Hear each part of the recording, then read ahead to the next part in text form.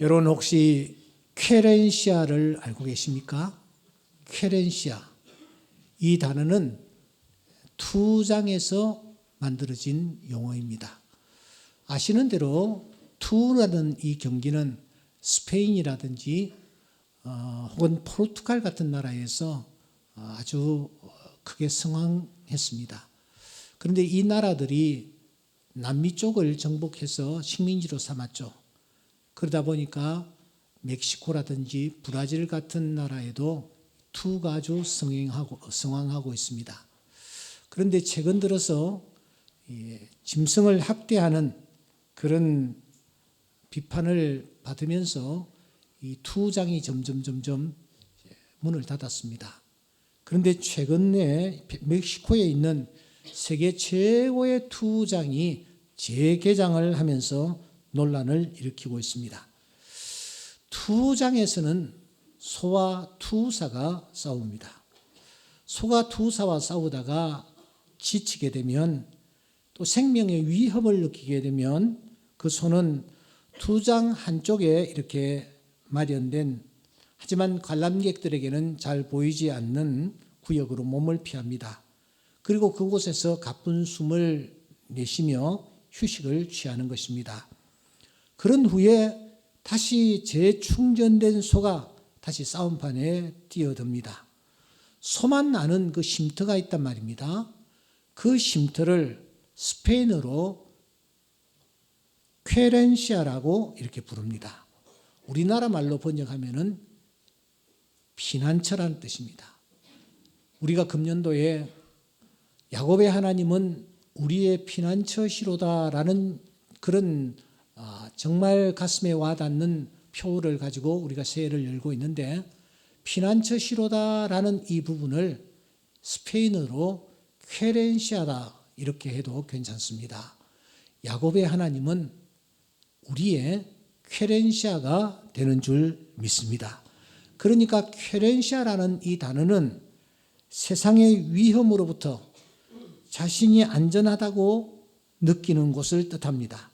힘들고 지쳤을 때에 기운을 얻는 그런 곳입니다.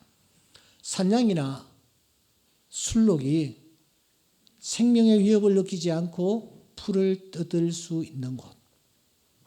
독수리가 아무 두려움 없이 보금자리를 만드는 그곳. 곤충이 비를 피하는 나뭇잎 뒤편. 땅 두더지가 숨어 들어가기에 딱 좋은 바로 그 굴. 이 모든 것이 다 퀘렌시아입니다. 여러분들에게는 이런 퀘렌시아가 있나요? 저만의 퀘렌시아도 있었습니다. 어릴 적 마을 뒷산말입니다. 100년도 훌쩍 넘어버린 조그마한 예배당의 마룻바닥, 아름드리 은행나무 밑, 학교에서 집으로 돌아오면서 먹기 위하여 숨겨놓았던 그 고구마를 던져 숨겨놓았던 비밀스러운 그 장소, 나만의 장소입니다. 어머니의 등, 외갓집의 감나무 밑, 할아버지의 잔디 무덤, 그제도 포로 수용소의 막사, 이런 곳이 저의 어릴 적의 퀘렌시아였습니다. 누군가가 이 야곱에게 당신의 퀘렌시아는 어디였소? 라고 묻는다면 야곱은 아무 주저함이 없이 하란에 있었던 조그마한 물개천 바로 그 장소를 나의 퀘렌시아라고 말하였을 것이 틀림이 없습니다. 그때 내가 하란에 머물 때 말이야. 아무것도 없는 상황에서 물개천을 찾았지. 그곳에서 나는 하나님과 비밀스러운 교제를 나누었고 그곳에서 일생을 두고 잊을 수 없는 놀라운 기적, 하나님의 은혜를 그때 체험했다네. 나는 그 퀘렌시아, 그 실개천을 내가 결코 잊을 수가 없네. 야곱은 그 퀘렌시아, 하란의 물개천, 그곳에서 정말 놀라운 일을 경험했습니다. 하나님의 큰 축복을 경험했습니다. 그가 어떤 일을 행할 때에 하나님의 기적이 나타났으며 그가 어떤 자세로 살았을 때에 하나님께서 그에게 은총을 부으셨습니까? 우리가 이 성경을 살피면 야곱이 그때 그곳에서 좀 이상한 고개를 갸우뚱하게 하는 행동을 하고 있는 것을 우리가 확인할 수가 있습니다. 36절입니다. 36절에 보시면 야곱이 그곳에서 라반의 남은 양떼를 치고 있는 것입니다. 이것은 참 이상한 행동이 아닐 수가 없습니다. 여기서 끝나지 않습니다. 37절에 보시면 야곱이 버드나무와 살구나무와 신풍나무의 푸른 가지를 가져다가 그것들의 껍질을 벗겨 흰 무늬를 내고 있습니다. 도대체 이게 어떤 행동일까요? 왜 그가 흰 무늬를 내고 있는 것일까요? 더 이상한 것은 이어지는 38절입니다. 껍질을 벗긴 가지를 양떼가 와서 먹는 개천의 물구유에 세워서 양떼를 향하게 하고 있습니다. 나무를 세우는 것입니다. 이 나무를 세우는 이 행위를 우리가 어떻게 이해해야 하느냐, 해석해야 하느냐? 하나님께서 양떼를 치는 야곱을 축복하셨고 흰 무늬를 내는 야곱을 축복하셨고 그 가지를 물가에 세우는 이 야곱을 축복하셨습니다. 도대체 어떤 의미가 있길래 하나님께서 그 현장에 나타나셔서 야곱을 축복하셨을까? 우리는 지난 시간 이 셋 중에서 제일 첫째 번인 라반의 남은 양떼를 치니라 라는 이 부분을 우리가 깊이 묵상을 했습니다. 야곱은 알록달록한 놈을 자기의 품삯으로 달라고 했습니다. 그리고 외삼촌 라반과 약속하지 않았습니까? 그런데 약속을 마친 뒤에 즉시 그날에 이 외삼촌 라반이 정말 엉뚱한 행동을 하는 것입니다. 얼룩덜룩한 양들은 전부 골라서는 자기 아들들에게 맡겨서 저 사흘길 멀리 가서 치도록 하는 것입니다. 그러면 여러분 36절 이 야곱은 라반의 남은 양떼를 치니라고 했는데 남은 양떼는 도대체 어떤 색깔이라는 것입니까? 그렇습니다. 흰색뿐입니다. 야곱이 육신의 눈으로 바라볼 때에 자기 눈앞에 펼쳐지는 양떼들의 색깔은 모두 다 흰색입니다. 자기는 알록달록한 놈이 태어나야 합니다. 자기는 그 알록달록한 놈을 품삯으로 달라고 했습니다. 그런데 눈앞에는 흰 색깔밖에 없는 것입니다. 그런데 이 야곱이 그때 어떻게 합니까? 36절 야곱은 라반의 남은 양떼를 어떻게 한다고요? 치니라. 너무 바보스러운 행동을 하고 있는 듯 해 보입니다. 그러나 그것은 결코 바보스럽고 어리석은 행동이 결코 아니었습니다. 왜냐하면 야곱은 그 흰색 속에 하나님의 축복의 유전자 알록달록한 놈이 그곳에 숨겨져 있다는 사실을 확실히 믿었기 때문입니다. 그렇습니다. 사랑하는 성도 여러분, 우리가 하나님 앞에서 성실하게 주어진 일들을 감당할 때에 하나님은 내 삶의 현장에 알록달록한 축복의 유전자를 숨겨놓고 계시는 줄 믿습니다. 내 눈으로 바라볼 때는 모두 다 흰색입니다. 하지만 하나님은 나에게 꼭 필요한 알록달록한 놈을 하나님은 내 삶의 현장에 숨겨놓고 계시는 것입니다. 마태복음 13장 44절에 보시면 천국은 마치 밭에 감춘 보화와 같은데 사람들이 그 밭에서 최선을 다하여 밭을 일구어가는 과정에서 밭에 숨겨진 보화를 발견하게 되고 결국 그 보화의 주인공이 된다라고 말씀하십니다. 오늘 이 예배에 참석한 사랑하는 성도 여러분, 여러분들의 눈앞에 지금 어떤 색깔이 펼쳐지고 있습니까? 나는 알록달록한 놈을 간절히 원하고 있는데 흰색뿐입니까? 결코 실망하거나 포기하지 마십시오. 하나님이 내 삶의 현장에 내가 꼭 필요로 하는 알록달록한 놈을 하나님께서 숨겨놓고 계시는 줄 믿습니다. 하나님께서 분명히 거기에서 30배, 60배, 100배의 결실이 나타날 수 있도록 은혜 베풀어 주실 것입니다. 오늘은 두 번째 말씀을 여러분들과 함께 나눠야 될 것 같습니다. 여러분 37절 말씀 우리 다 같이 한번 읽어보겠습니다. 시작.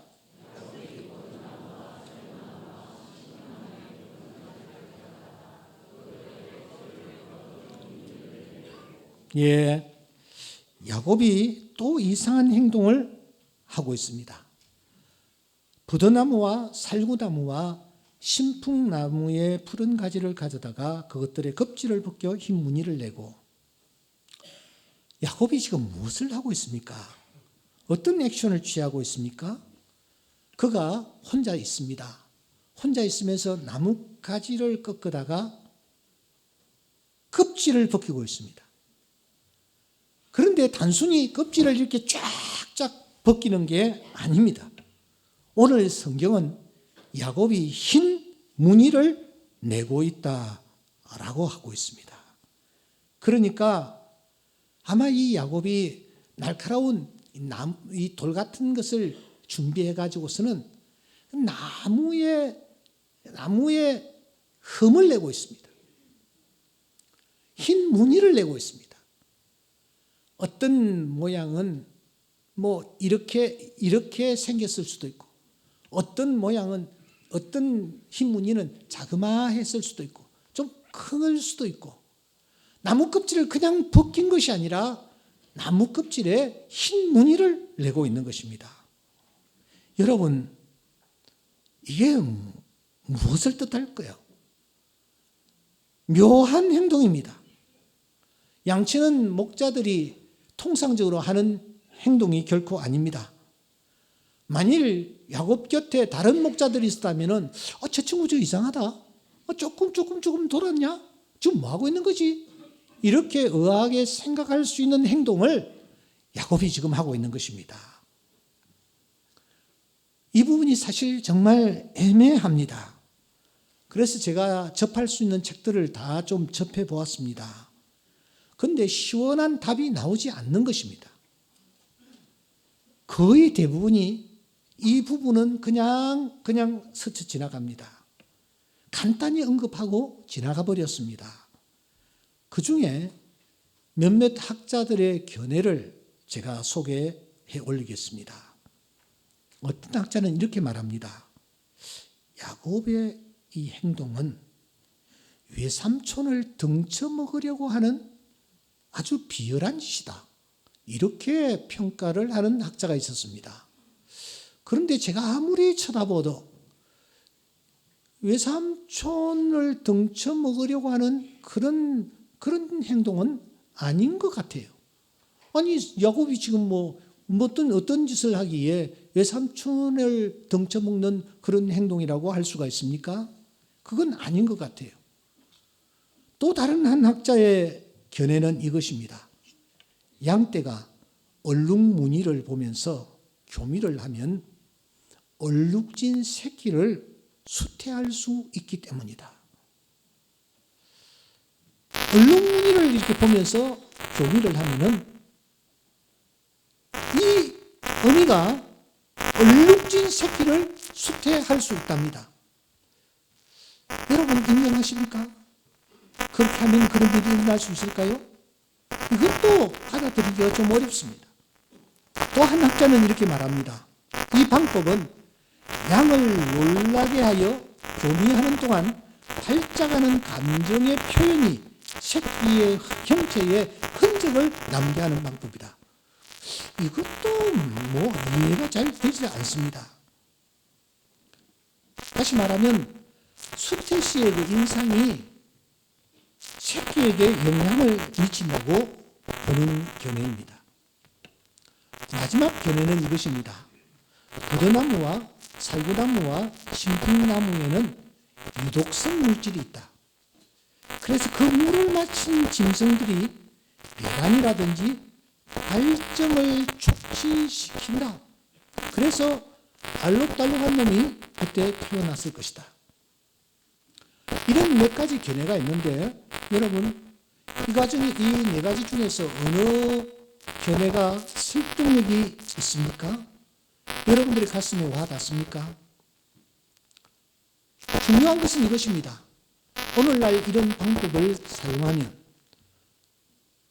동일한 결과가 나타날 수 있을까? 저는 아무리 해도 동일한 결과가 나타나지 않다고 봅니다. 때문에 이런 해석들은 설득력이 좀 떨어집니다. 그러면 여러분, 이 야곱이 가지를 꺾다가 돌 같은 것을 가지고 흠집을 내어서 흰 무늬를 내고 있는 이 야곱의 액션을 우리가 어떻게 보아야 할까요?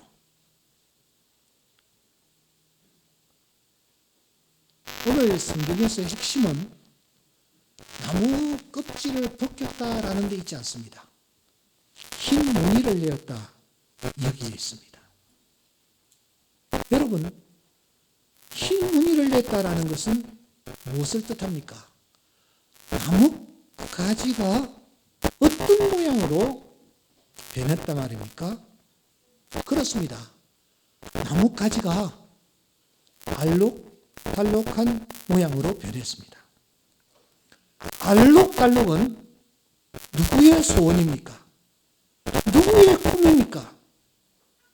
여러분, 야곱이 지금 새끼가 태어나되 어떤 새끼로야 야곱의 소유가 됩니까? 흰색은 아무 소용이 없습니다. 아무리 태어나도 소용이 없습니다. 그에게 꼭 필요한 것은 알록달록한 놈입니다. 그러니까 지금 야곱이 나무 껍질을 벗겨다가 흰 무늬를 내었다. 이것은 무엇을 하고 있다라고 볼 수가 있습니까? 그렇습니다.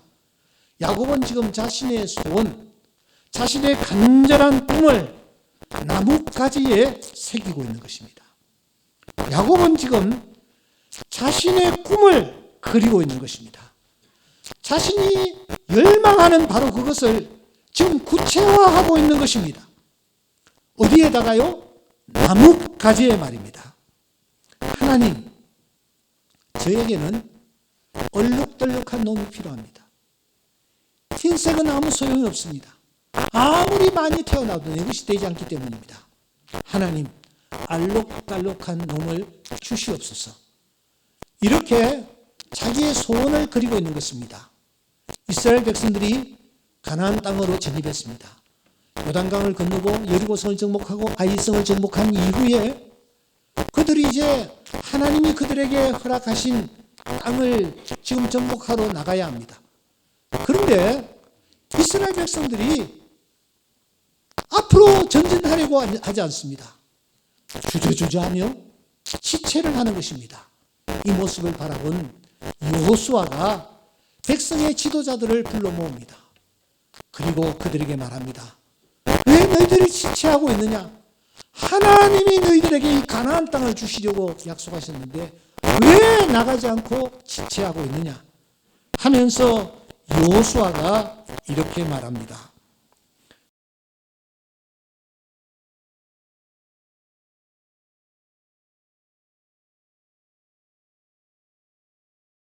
가지고 내게로 돌아올 것이라.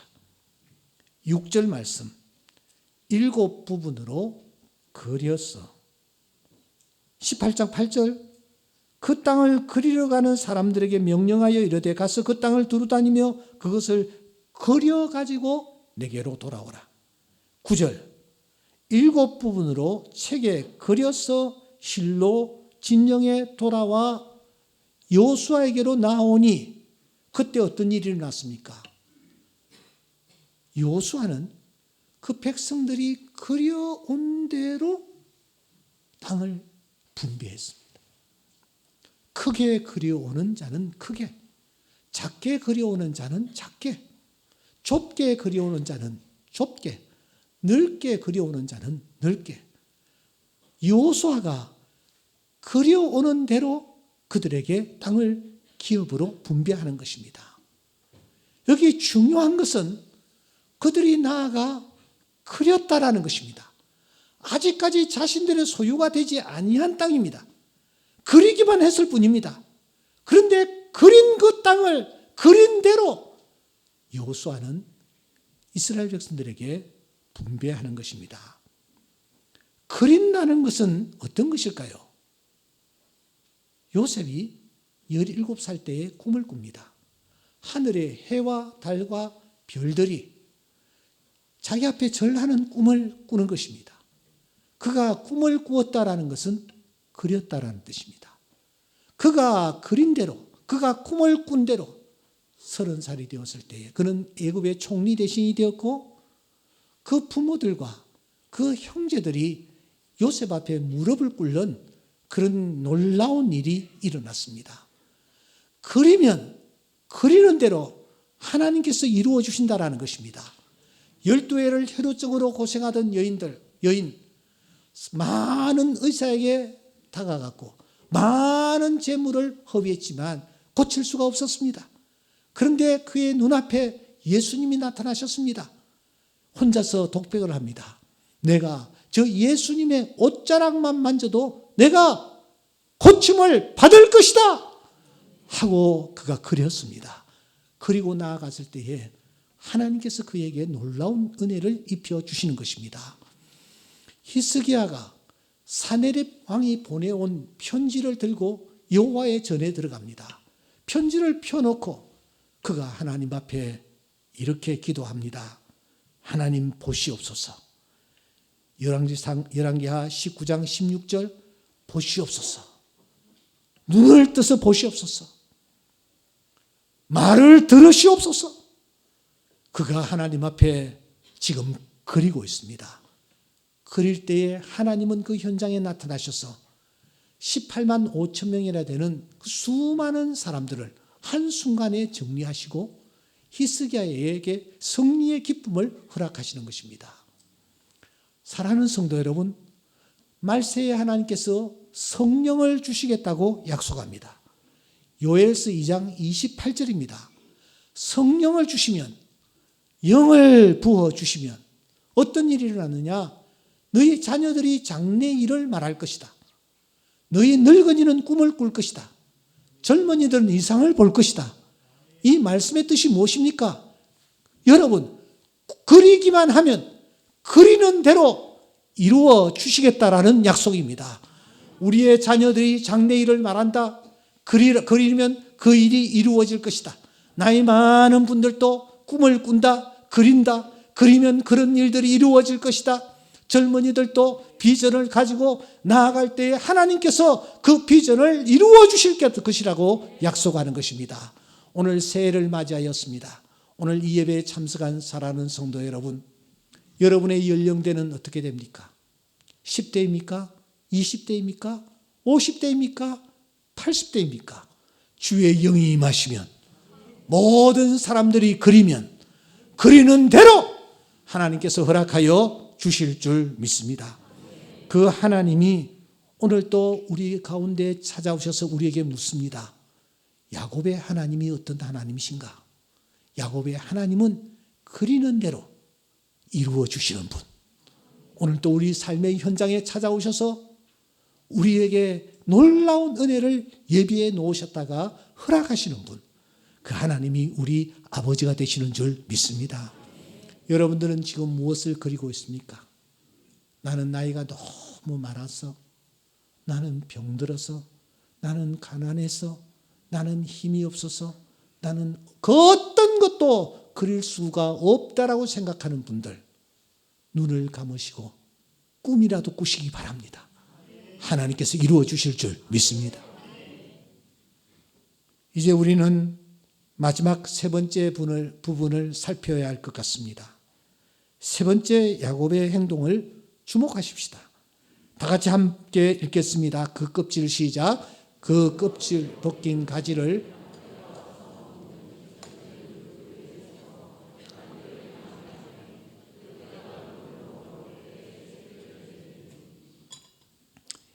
이 문장 가운데서 우리가 놓치지 말아야 할 단어가 있으니 그것은 세운다라는 단어입니다. 야곱이 꿈을 그렸습니다. 그리고 그 꾼 꿈을 어떻게 합니까? 개천의 물구유에 그가 세우고 있습니다. 세운다라는 이 단어는 야자크라는 단어인데 영원히 세워놓다, 설립하다, 만들다, 작정하다 이런 뜻을 담고 있답니다. 야곱이 무엇을 합니까? 여러분, 그가 조금 전에 흰 무늬를 냈습니다. 소원을 새겼습니다. 가슴 속에 간절한 소원, 하나님, 저는 흰색은 소용이 없습니다. 알록달록한 놈이 필요합니다. 나뭇가지에 자기의 소원을 새겼습니다. 그리고 어떻게 합니까? 그 그림을 가지고 와서 개천에 세우고 있다라고 말합니다. 야곱의 이 이상한 액션이 의미하는 바는 무엇일까요? 일찍이 할아버지 아브라함은 어떤 분이셨습니까? 창세기 12장 7절에 보시면 그곳에서 제단을 쌓고, 이 말은 세웠다는 뜻입니다.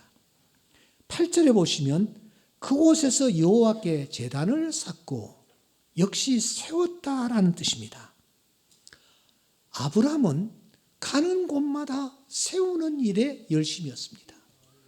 제단을 쌓았다라는 것은 돌을 세웠다, 세웠다 이런 뜻을 갖고 있습니다. 아버지 이삭은 어떠했습니까? 창세기 24장 63절에 보시면 이삭이 저물 때에 들에 나가 묵상하다가, 이 묵상은 그냥 눈만 감고 있는 것이 아닙니다. 예배하다가, 하나님을 찾다가, 하나님 앞에 기도하다가 이런 뜻을 담고 있습니다. 이삭이 어떤 본을 보입니까?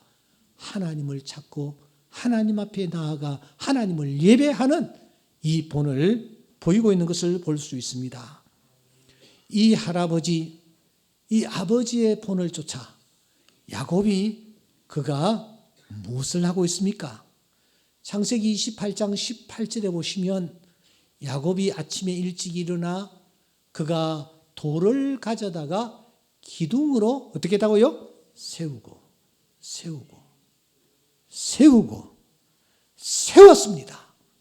그 야곱은 창세기 31장 45절 말씀에 돌을 가져다가 또 기둥으로 세우고, 35장 14절 말씀에 보시면 곧 돌 기둥을 세우고, 이 야곱이 할아버지의 모습, 아버지의 모습을 본받아 가는 곳마다 그가 세우고 있습니다.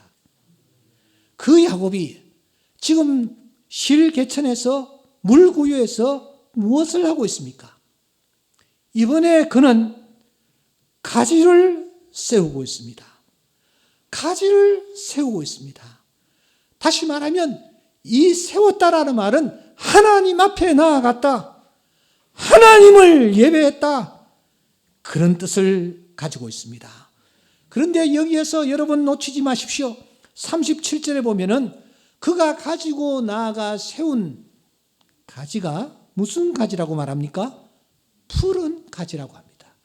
언더라인 하십시오. 뭐요? 푸른 가지. 이 푸른 가지는 무엇과 관련을 가지고 있는지 아십니까?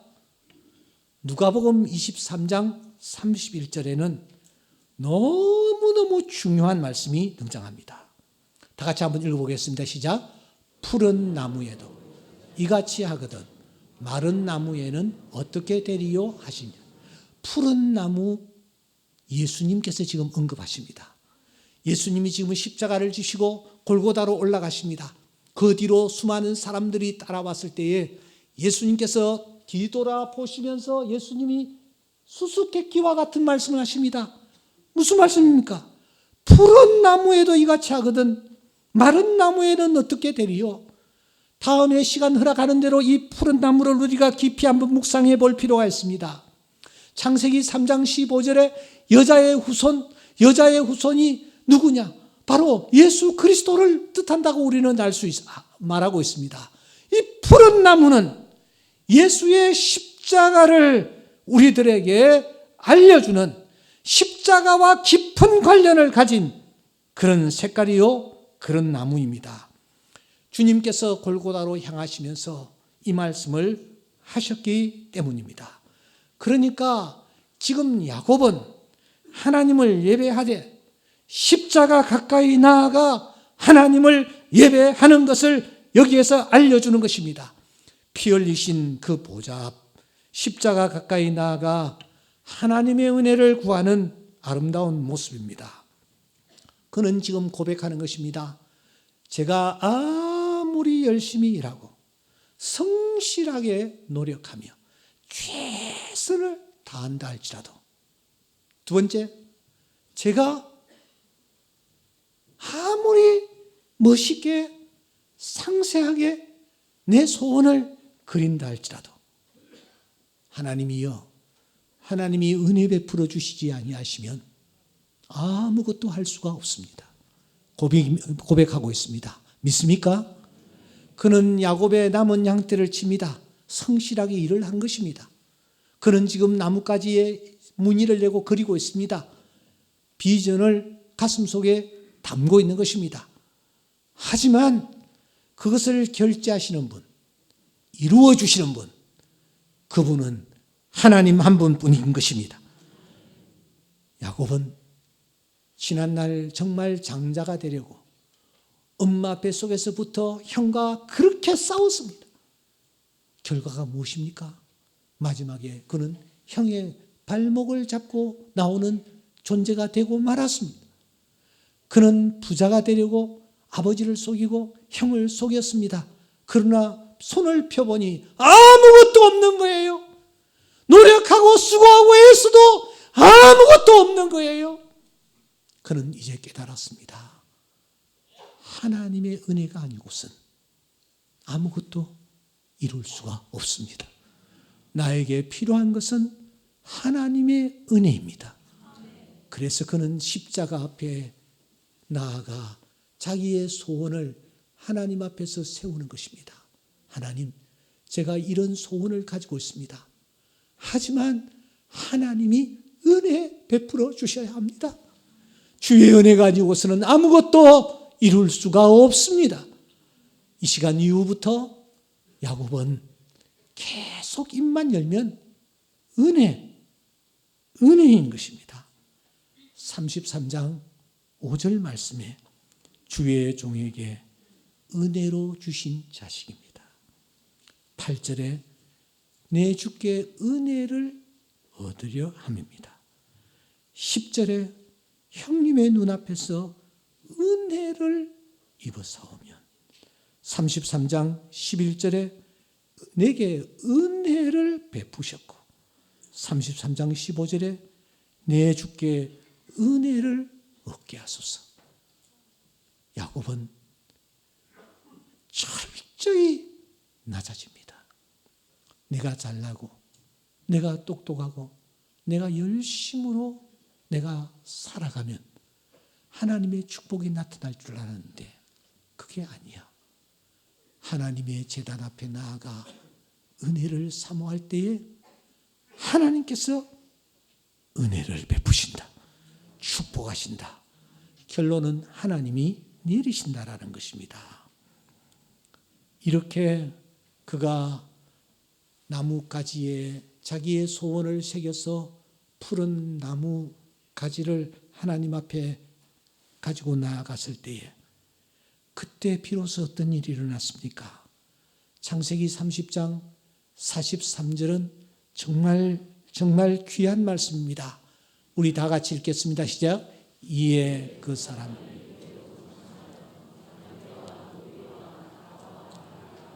할렐루야! 할렐루야! 하나님이 은혜 베풀어 주시니 야곱이 매우 번창했습니다. 양떼와 노비와 낙타와 나귀가 많았습니다.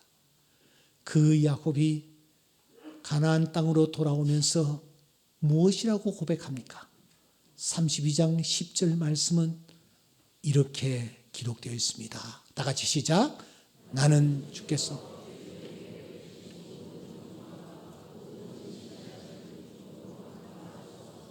내가 내 지팡이만 가지고 이 요단을 건넜더니 지금은 두 때나 이루었나이다. 할렐루야. 오늘 이 예배에 참석한 모든 분들이 이 고백을 하며 하나님 앞에 서실 수 있기를 주의 이름으로 축원합니다. 오늘 이 자리에 참석한 모든 성도들이 이 고백을 하면서 이 한 해를 마감할 수 있기를 소원합니다. 케렌시아 그 우물가에서 이 야곱이 얼마나 신났을까요? 여러분 39절에 보시면 가지 앞에서 새끼를 베는데 얼룩덜룩한 눈과 점이 있고 아롱진 것을 막 낳기 시작합니다. 41절에 보면은 튼튼한 양이 새끼 뵐 때에는 야곱이 개천에다가 양떼의 눈앞에 그 가지를 둡니다. 그 흰 무늬 가지를 둡니다. 그러니까 그 양떼들이 다 알록달록한 놈을 낳는 것 아닙니까? 아주 비리비리하고 약한 놈이 오면은 그 가지를 딱 치워버립니다. 그러면은 이 양은 흰색, 즉 라반의 것을 낳는 것입니다. 이 야곱이 혼자서 여러분 그 일들을 경험하면서 얼마나 감사하며 기뻐했을까요? 여러분들의 현장이 그런 현장이 될 수 있기를 소원합니다. 기도하는 대로 이루어지는 놀라운 은혜가 있기를 소원합니다.